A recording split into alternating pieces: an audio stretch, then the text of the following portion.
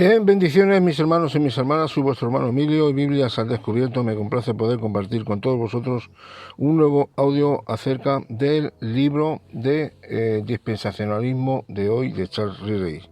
Y seguiremos con nuestro estudio exhaustivo donde nos quedemos, y es la ayuda proporcionada por el dispensacionalismo responde a la necesidad de distinciones bíblicas. Y dice así, de esta manera: no hay intérprete de la Biblia que no reconozca la necesidad de ciertas distinciones básicas en las Escrituras. El teólogo modernista, no importa cuánto diga acerca de los antecedentes judaicos del cristianismo, reconoce que el cristianismo es, no obstante, diferente del judaísmo. Puede haber pocas o muchas características del judaísmo que en su mente hayan sido transferidas al cristianismo, pero aún así el mensaje de Jesús era algo nuevo. Por lo tanto, el contenido del Antiguo Testamento es diferente al del Nuevo. El teólogo reformado, aun con toda su oposición al dispensacionalismo, también hace ciertas distinciones importantes. Con toda honradez, puede decirse que sus distinciones dispensacionales son vistas en relación con un pacto de gracia que es unificante y fundamental. Sin embargo, dentro del concepto de este pacto, él hace algunas distinciones muy básicas. Louis Berkhof nos servirá como ejemplo. Después de rechazar la estructura dispensacional de las distinciones bíblicas, enumera su propia estructura de las dispensaciones o administraciones, reduciendo el número a dos: la dispensación del Antiguo Testamento y la del Nuevo Testamento. Sin embargo, dentro de la dispensación del Antiguo Testamento, Berkhof enumera 4 subdivisiones que, aunque él las denomina etapas en la revelación del pacto de la gracia, son lo suficientemente distinguibles para ser enumeradas. En realidad, él encuentra estas 4 dispensaciones más las del Nuevo Testamento, o sea, 5 periodos de las diferentes administraciones de Dios. Así pues, el teólogo reformado encuentra la necesidad de distinciones bíblicas como parte de su teología. El dispensacionalista encuentra su respuesta a la necesidad de estas distinciones en su estructura dispensacional. Las dispensaciones suplen la necesidad de las distinciones en el progreso ordenado de la revelación a través de las Escrituras. Sus dispensaciones no son etapas en la revelación del pacto de la gracia, sino que son diferencias marcadas de las administraciones de Dios al dirigir los asuntos del mundo. Hay muy poca diferencia hasta aquí en la discusión de si hay 7 dispensaciones o no. El asunto es que las dispensaciones responden a la necesidad de las distinciones.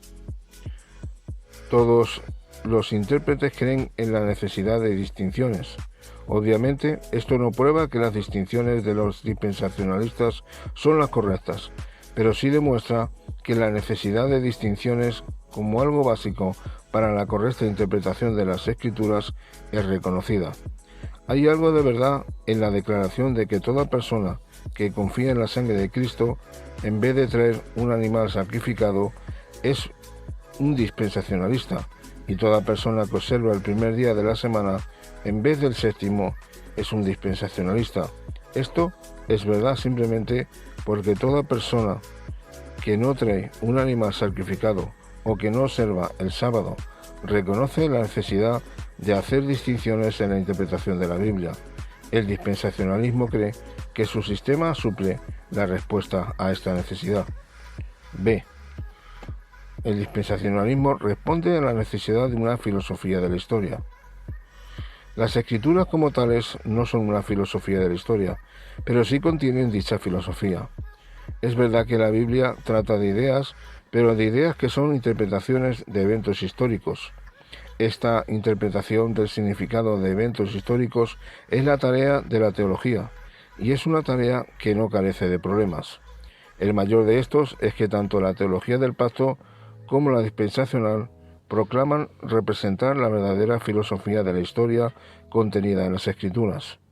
El problema se complica aún más por el hecho de que si una filosofía de la historia se define como una interpretación sistemática de la historia universal, de acuerdo con un principio por el cual eventos históricos y sucesiones están unificados y dirigidos hacia una culminación, entonces, en cierto sentido, ambos sistemas de teología llenan los requisitos básicos de la definición. Sin embargo, la manera en que los sistemas llenan estos requisitos demuestran que el dispensacionalismo es el único sistema válido y saludable. Notemos que la definición consta de tres cosas. Número 1. El reconocimiento de eventos y sucesiones históricos o un concepto propio del progreso de la revelación. Número 2. El principio unificante. Y número 3. La acumulación o la meta final de la historia. Examinemos ambos sistemas en relación a estas tres características. Tocante a la meta de la historia, los dispensacionalistas la ven en el establecimiento del reino milenario en la tierra, mientras que el teólogo reformado la considera en el estado eterno.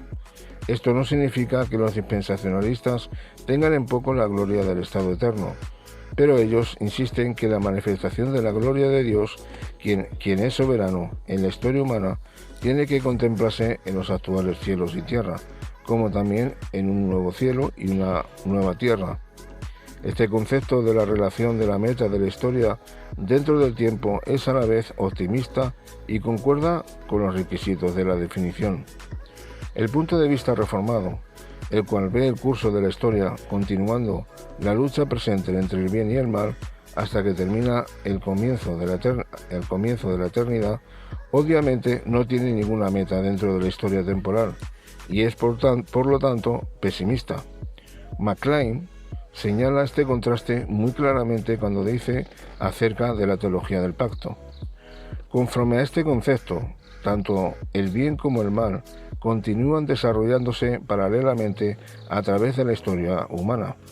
Entonces vendrá la catástrofe y crisis del juicio divino, no con el propósito de establecer un reino divino en la historia, sino después de la conclusión de la historia.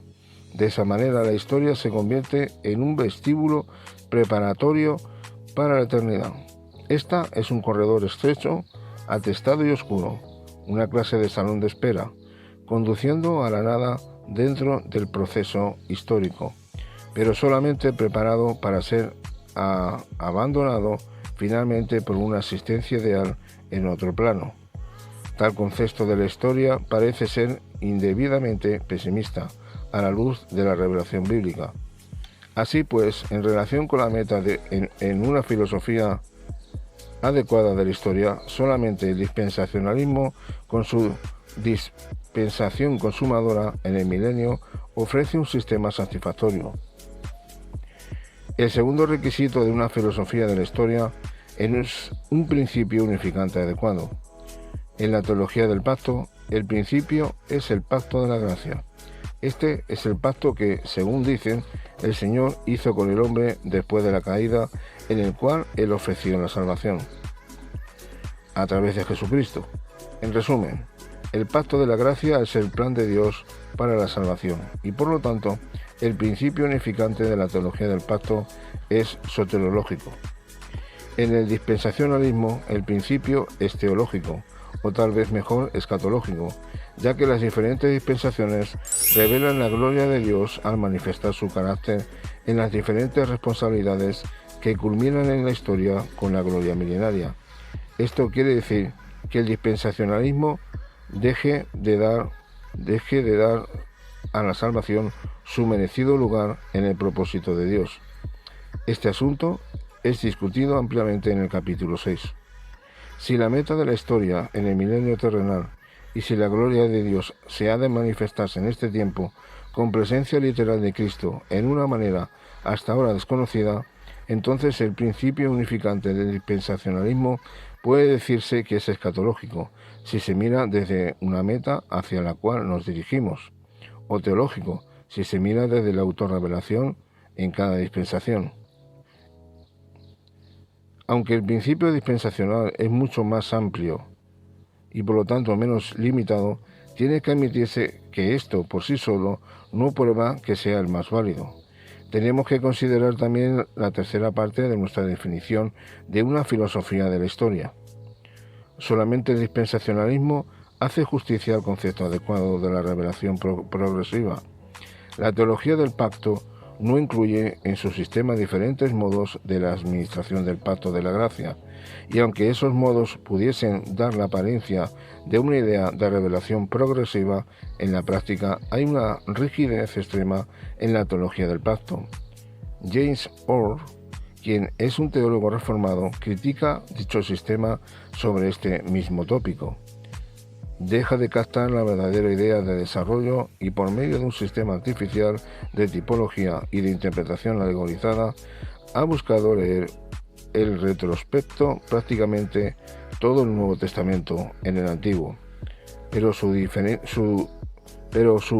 deficiencia más obvia ha sido que al usar la idea del pacto como una categoría exhaustiva y al procurar forzar en esta todo el contenido de la teología, ha creado una estructura artificial que podrían rechazar aquellas mentes que desean conceptos simples y naturales solamente. Por lo tanto, la teología del pacto, debido a la rigidez de su principio unificante en el pacto de la gracia, nunca puede mostrar dentro de su sistema un progreso adecuado de la revelación. El dispensacionalismo, por otro lado, puede y da un lugar adecuado a la idea del desarrollo. Bajo las diferentes administraciones de Dios, distinta revelación fue dada al hombre, y esa revelación fue decididamente progresiva en su alcance y en su contenido.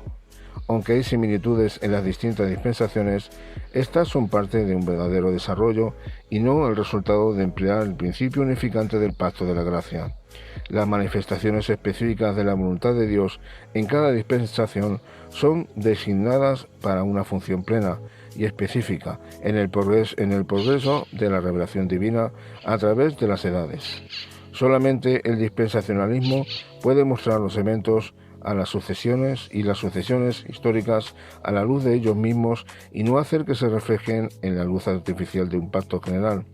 Así que una correcta filosofía de la historia, con sus requisitos de una meta adecuada, un principio unificante apropiado y un correcto concepto del progreso, encuentra una explicación más satisfactoria a través del sistema dispensacional, así como el método de las distinciones bíblicas, también el del concepto adecuado de la filosofía de la historia conduce al dispensacionalismo.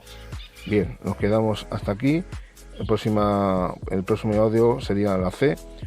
El dispensacionalismo provee una hermenéutica consistente. Bien, pues hasta aquí la lectura del libro del dispensacionalismo de hoy, de Charles Ridley, y un saludo muy fuerte de parte de vuestro hermano Emilio. Muchas bendiciones. Shalom.